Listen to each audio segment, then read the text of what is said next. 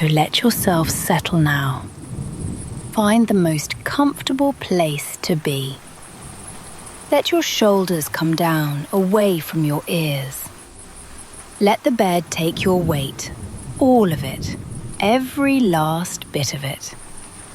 There is nothing left for you to carry tonight. You can set it all down here. Take one slow breath in and let it go. And another, slower still, letting it go. Good. Now let your eyes close and let me take you somewhere far away, somewhere warm, where it is already late and where a small light is waiting for you at the end of a long road. It is evening in the mountains, and it has been raining for some time. You are walking along a quiet road, a soft dirt road that winds gently uphill between tall, dark cedars. The rain is not heavy. It is the kind of rain that has settled in for the night, fine and steady and unhurried, falling so softly that it makes almost no sound at all. Only a low, even hush, like the whole forest breathing slowly in its sleep. You are tired. It is the good kind of tired, the heavy, honest tired that comes at the end of a long day of travelling. Your feet know the weight of the road. Your shoulders know it too.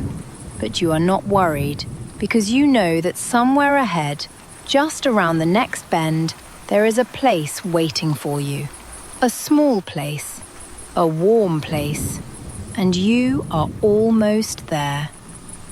The mist drifts low between the trees, pale and soft, curling around the trunks and pooling in the hollows of the hillside. Everything is grey and green and gentle. The light is leaving the sky slowly, the way it does, turning the clouds the colour of old silver, and then the colour of smoke, and then, at last, to a deep and quiet blue. You walk a little further. The road bends, and there it is. Below you, tucked into a fold of the mountain, half wrapped in mist, there is a small wooden inn. And in the window of that inn, there is a lantern. One single lantern, glowing a warm and golden orange against the blue of the evening. And the moment you see it, something in your chest unclenches. Something lets go. That little light seems to be glowing just for you. It seems to be saying very gently, "You made it. You are here. Come in out of the rain." You start down the last of the road toward it. As you come closer, you can see the inn more clearly. It is old and low and lovely. Its wooden walls have gone soft and silver grey with years of rain. Its roof is heavy and dark, sloping down low over a wide wooden porch. And from the porch hang more lanterns, 3 or 4 of them, swaying just slightly, their light trembling and warm. A thin ribbon of smoke rises from somewhere within and disappears into the mist. And on the evening air, drifting out to meet you, there is the faint, comforting smell of wood smoke and something cooking, something savoury and warm. Your steps slow as you reach the porch. You are out of the rain now, under the wide eave, and the change is immediate. The sound of the rain softens behind you. The boards of the porch are smooth and dry beneath your feet. A wind chime hangs near the door, and as a small breath of air moves through, it sounds, just once, a single, clear, silver note that hangs in the air for a moment and then fades. The door is wooden and worn smooth and slightly ajar. Warm light spills out through the gap in a thin golden line. You slide it open. Inside, it is warm. That is the first thing, the warmth, wrapping around you, drawing you in. After the cool damp of the road, the warmth of this room feels like something you could lean into, like a hand on your back, gentle, guiding you home. The entry room is small and softly lit. The walls are dark wood, polished by years of hands and time, glowing in the lamplight. There are paper lanterns hanging from the low beams, and they fill the whole room with that soft, honeyed golden light. The kind of light that has no edges, the kind of light that asks nothing of you. Shadows move slowly and warmly in the corners. Everything here is rounded and worn and kind. An old wooden floor stretches out before you, and you slip off your shoes and step up onto it, and it is warm beneath your feet.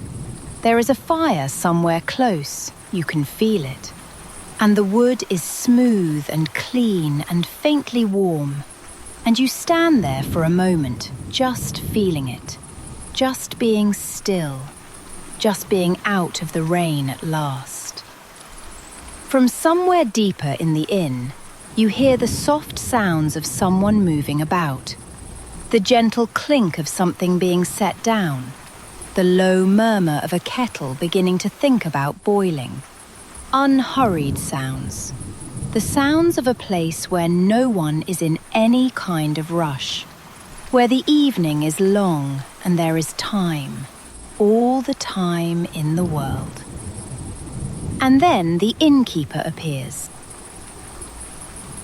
She is an older woman, small and round and gentle, with silver hair tied back simply and a soft, lined, smiling face, the kind of face that seems to have spent a whole long life being kind.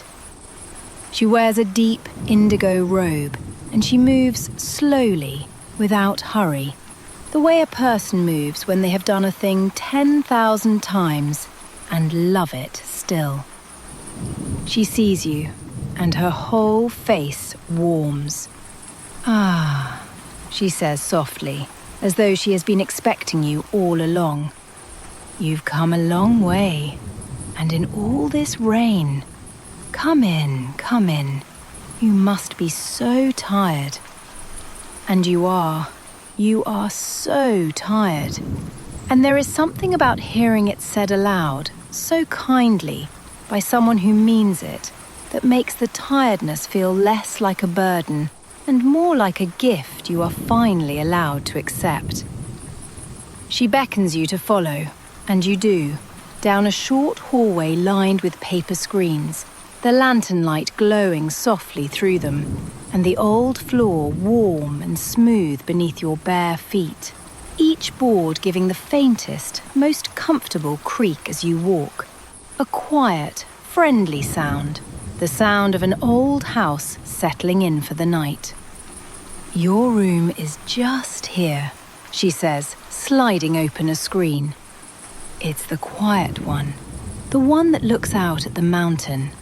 I always give it to the ones who need a good, long rest."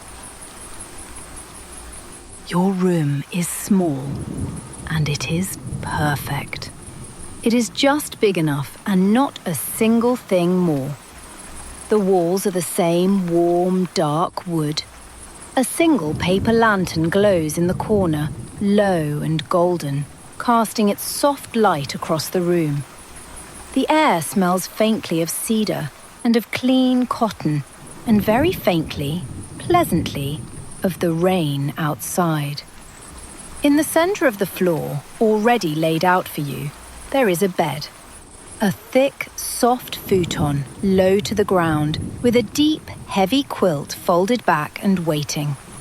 The quilt is the colour of cream, and you can tell, just by looking at it, that it is heavy in the best way. The way that makes you feel held. The way that makes you feel safe. And on the far wall, there is a window. A low, wide window with the screen slid halfway open. And through it, you can see the evening, the mist, the dark shapes of the cedars, and beyond them, faint and enormous and patient, the slow grey shoulder of the mountain, half hidden in cloud, ancient and unbothered and calm. The rain falls past the window in soft silver threads. You can hear it now, gently, a low and even patter on the eaves just above. That sound, that oldest and kindest of sounds. Rain on a roof while you are warm and dry beneath it. "I'll bring you something warm," the innkeeper says from the doorway. "Sit, rest your feet. There's no hurry now. There's no hurry at all." And she slides the screen closed, softly, and her footsteps move away down the hall, slow and even. And then it is just you and the lantern and the rain. You sit down beside the low window.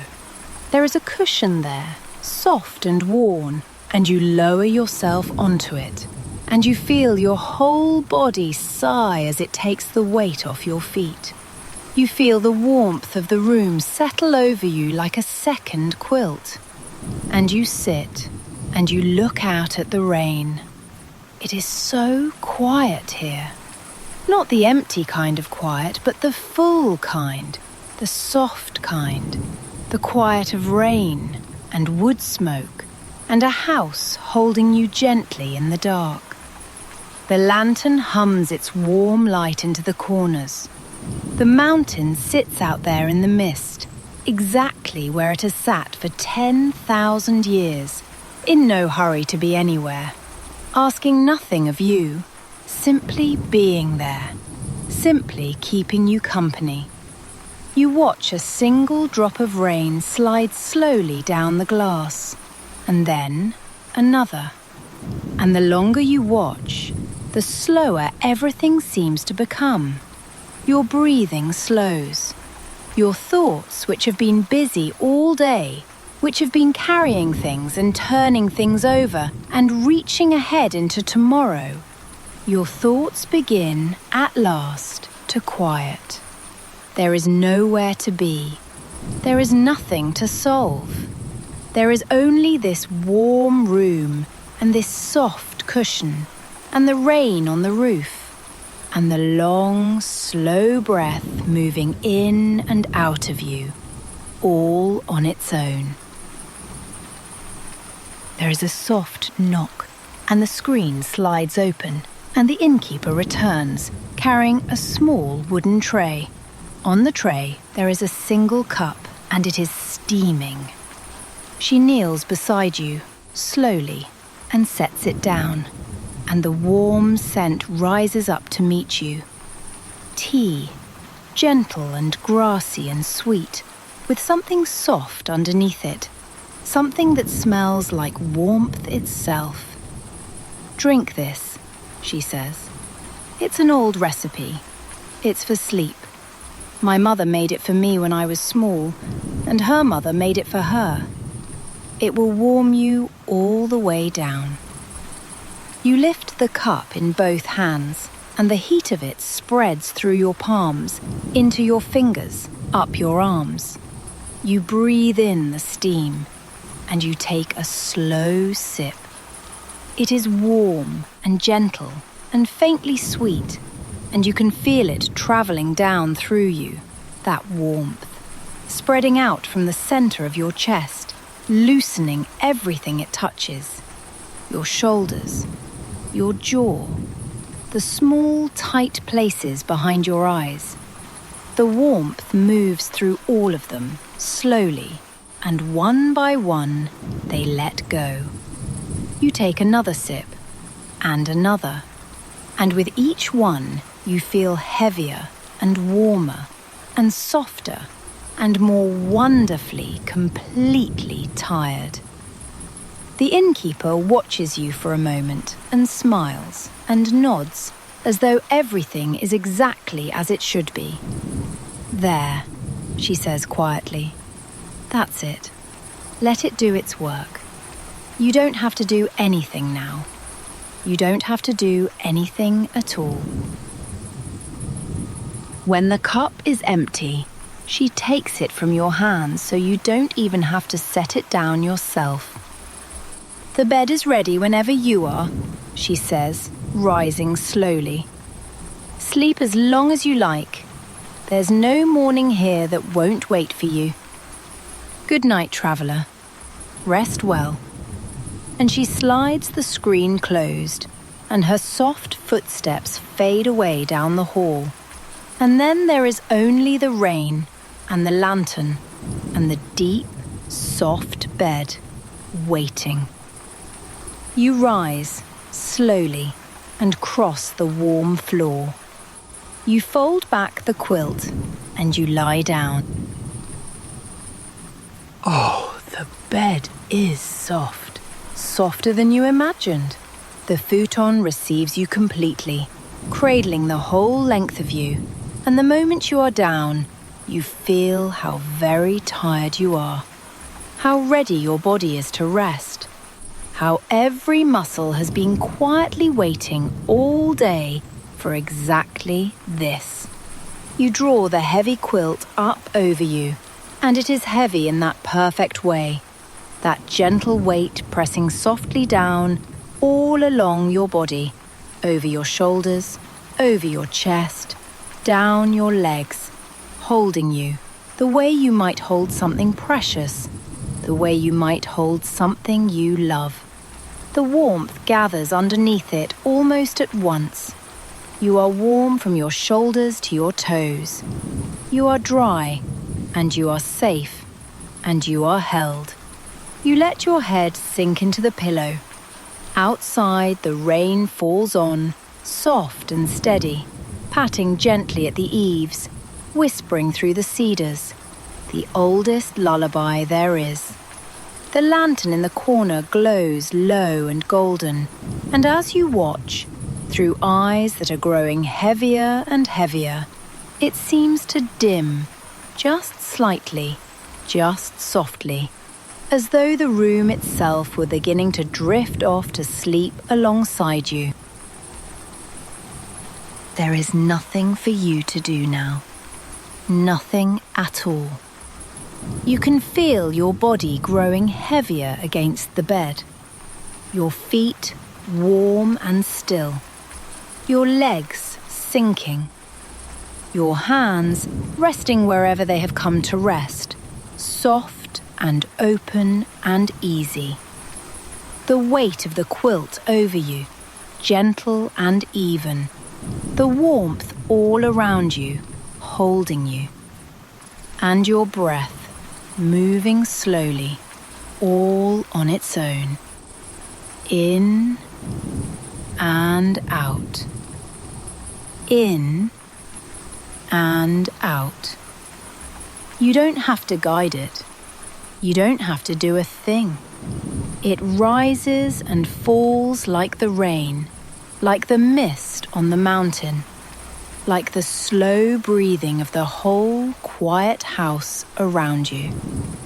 The rain on the roof, the warmth of the quilt, the soft gold light dimming. If a thought comes drifting by, you can let it drift on past, like a leaf on slow water, carried gently away into the dark. You don't have to follow it. You don't have to hold it. You can simply let it go and return softly to the warmth and the weight and the rain. There is nowhere to be tomorrow that cannot wait. There is nothing left undone that the morning will not keep for you. The mountain is out there in the mist, patient and ancient and calm, and it will still be there when you wake.